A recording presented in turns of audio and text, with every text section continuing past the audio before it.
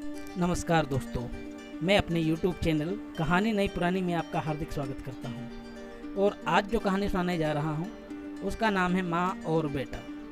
ये कहानी मालगुडी की कहानियों पर आधारित है और इसके लेखक श्री R.K. नारायण जी हैं। तो आइए शुरू करते हैं हम अपनी कहानी।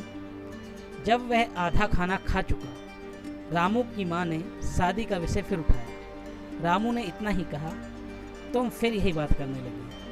वह गुस्से से ज़्यादा मज़े ले रहा लगता था, इसलिए माँ ने एक एक कर लड़की के अच्छे गुण गिनाए। उसके भाई की बेटी अब 14 की हो रही थी, देखने में अच्छी है और भाई अच्छा दहेज देने को भी तैयार है।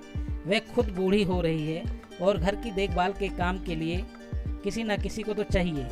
वह कभी भी ऊपर जा सकती है और उसके पीछे रामू के लिए कौन खाना बनाएगा और कौन उसकी देखभाल करेगा। और सबसे महत्वपूर्ण तर्क यह था, शादी के बाद आदमी का भाग्य पलटता है। शाम को पहले रामू की माँ ने तय किया था कि अगर रामू अब भी शादी से इनकार करता है या शादी की बात सुनते ही मुंह फुला लेता है तो वे उसे अपने भाग्य पर छोड़ देगी। अगर वह ट्रेन के आगे खड़ा हो जाता है तो भी वह उसे वहीं अकेला छोड़ देगी। इसके बाद वह कभी उसके मामलों में दखल नहीं देगी। वह सोचने लगी कि वे कितने मजबूत किस्म की औरत है और लोगों को ऐसा ही होना चाहिए। ये सब तो ठीक है कि माँ का दिल बहुत मुलायम होता है वगैरह वगैरह, लेकिन माँ की भावनाओं की भी एक सीमा होती है। अगर रामू सोचता है कि वह माँ है इसलिए वो जो चाहे कर सकता है, तो वह दिखा देगी कि उसका ये सोचना गलत है।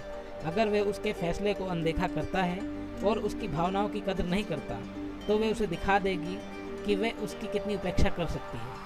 इतनी सब तैयारी के बाद उसने शादी का विषय उठाया था और उसके पक्ष में बहुत से मजबूत कारण गिनाए थे, लेकिन रामू ने वे सब ठुकरा दिए और उसकी भतीजी की शक्ल की आलोचना भी की थी। इस पर उसने कह दिया, यह आखिरी बार है जब मैं यह चर्चा कर रही हूँ, इसके बाद तुम मेरी बला से। हाँ, कुछ सोचता हुआ सा रामू बोला। वह चौथी दफ़ा भी इंटर की परीक्षा पास नहीं कर सका था। अब तक कोई नौकरी 20 रुपए की भी नहीं ढूंढ सका था और ये माँ उसे हमेशा परेशान करती रहती थी।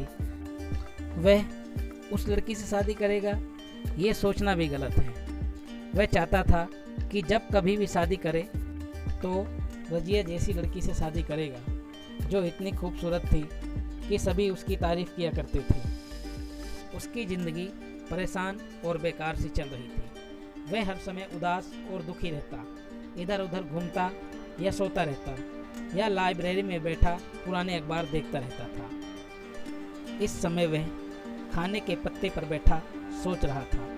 माँ उसे कुछ देर देखती रही, फिर बोली, मुझे तुम्हारे चेहरे से नफरत है। हर उस आदमी से नफरत है जो ऐसा चेहरा लिए पत्ते के सामने बैठता है। 10 दिन पहले विधवा हुई औरत का चेहरा भी तुमसे ज़्यादा खुश नजर आता होगा। उसने जवाब दिया, तुम ये सब बातें इसलिए कह रही हो क्योंकि मैंने तुम्हारे भाई की बेटी से शादी करने से इनकार कर दिया है। मुझे तुम्हारी परवाह नहीं है। वह बड़ी भाग्यवान लड़की है और उसे अच्छा पति मिलेगा। रामू की माँ को उसका चिड़चिड़ा चेहरा पसंद नहीं था। ऐसा किसी का भी चेहरा उसे पसंद नहीं आता था। उसे उदासी अच्छी नहीं लगती थी, उदासी उसे असहाय लगती थी। वह देर तक बोलती रही तो लड़के ने कहा, अब अपनी बकवास बंद कर लो। माँ ने जवाब दिया, मेरी ज़िंदगी ख़त्म हो रही है, बहुत जल्दी मेरा बोलना भी बंद हो जाएगा। अब तुम मुझसे कहते हो बकवास बंद करो, ये नौबत आ गई है मेरी। मैंने तो सिर्फ ये कहा है कि मुझे खा लेने का वक्त दो। हाँ, अब तुम्हें काफ़ी समय मिलने लगेगा। जब मैं चली जाऊंगी तो तुम्हारे पास समय ही समय होगा बेटा।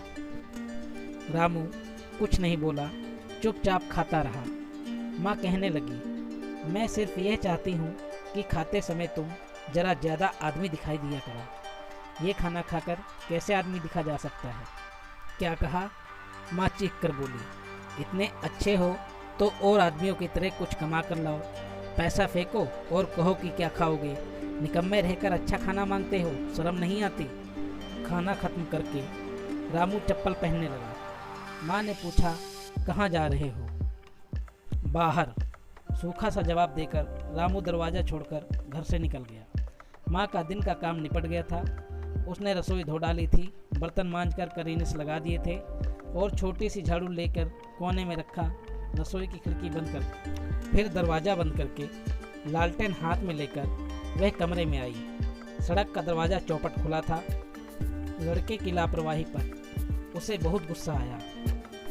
यह इतना गैर जिम्मेदार है कि घर का मुख्य दरवाज़ा खुला छोड़कर चला गया। यहाँ वह है कि रात दर रात रसोई और घर की घिस घिस कर सफाई करती मरी जा रही है और उसे ये सब चाहिए ही नहीं।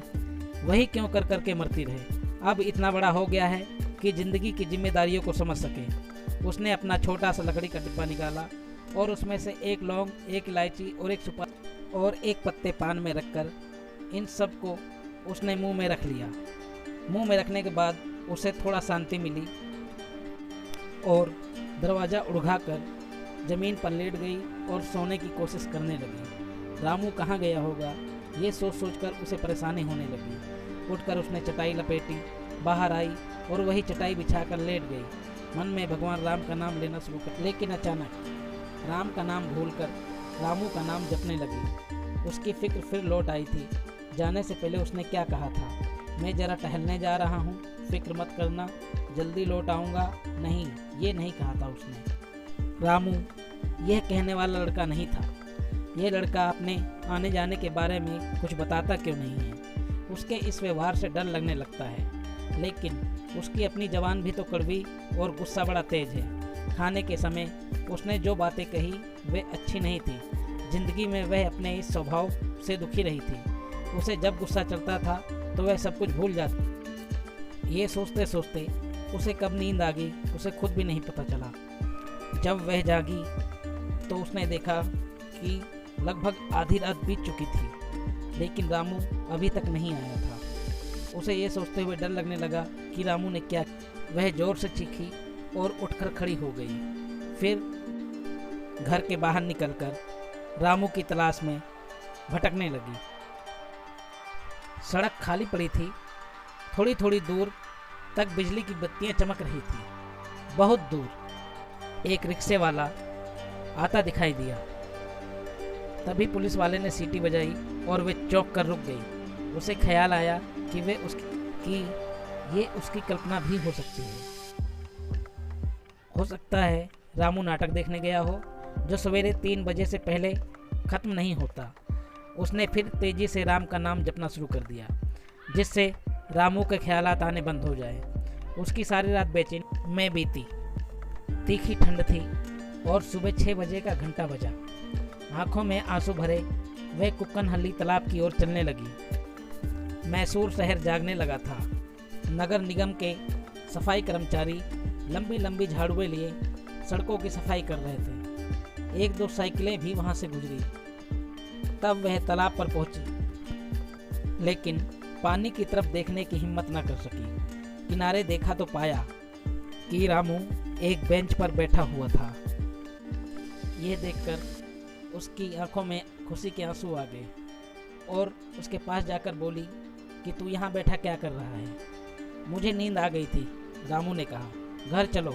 वह उसका हाथ पकड़कर चलने लगी, लेकिन वह तालाब की सीढ़ियों की तरफ बढ़ा। तब माँ ने पूछा, कहाँ जा रहे हो?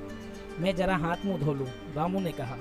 उसने रामू का हाथ कसकर पकड़ा और बोली, नहीं, पानी के पास मत जाओ। रामू ने उसकी आज्ञा मान ली, यद्यपि उसे माँ का यह आग्रह अजीब सा लगा।